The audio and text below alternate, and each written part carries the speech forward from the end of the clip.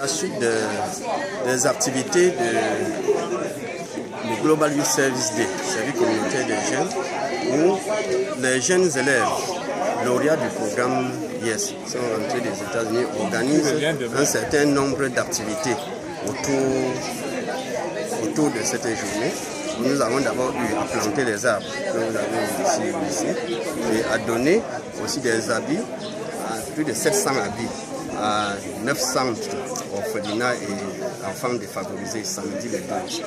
Et ces élèves ont aussi constaté que beaucoup d'enseignants savent utiliser l'ordinateur, mais beaucoup d'enseignants n'utilisent pas l'Internet à des fins pédagogiques et que aussi même dans des programmes de formation, il n'y a pas cette capacité n'est pas enseignée aux enseignants.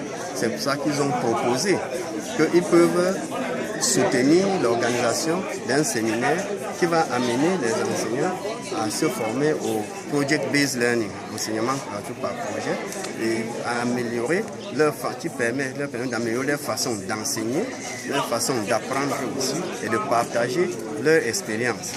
50 enseignants que nous formons aujourd'hui, ils vont rentrer, on a là dans la salle 50, on a invité 50 enseignants et aussi près de 40 élèves, ils vont exposer demain.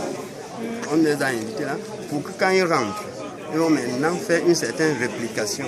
Quand un enseignant change sa façon d'enseigner, on voit combien d'élèves il a en classe et dans combien de classes il passe. Nous pensons que ça peut permettre d'atteindre plus de 10 000 élèves, ces enseignants que nous allons former aujourd'hui. Mais comment saurez-vous à la fin que l'objectif visé a été atteint? Est-ce qu'il y aura un suivi par la suite? Dans mon exposé, comme je l'ai dit tout à l'heure, nous avons maintenant des formations en ligne et on a des projets dans les documents que j'ai distribués.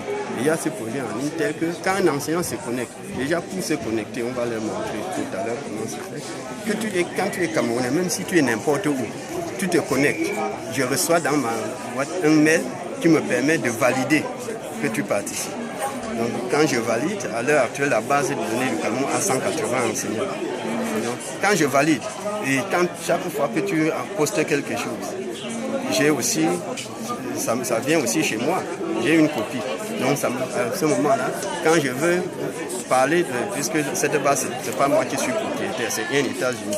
C'est ça que j'utilise pour plaider chez eux qu'il faut encore accorder que les enseignants camerounais utilisent cette base. Voici ce qu'ils utilisent. Et je ne le dis pas de façon fictive, puisque quand je le dis, eux-mêmes ouvrent la base, de voir ce que les enseignants sont en train de faire.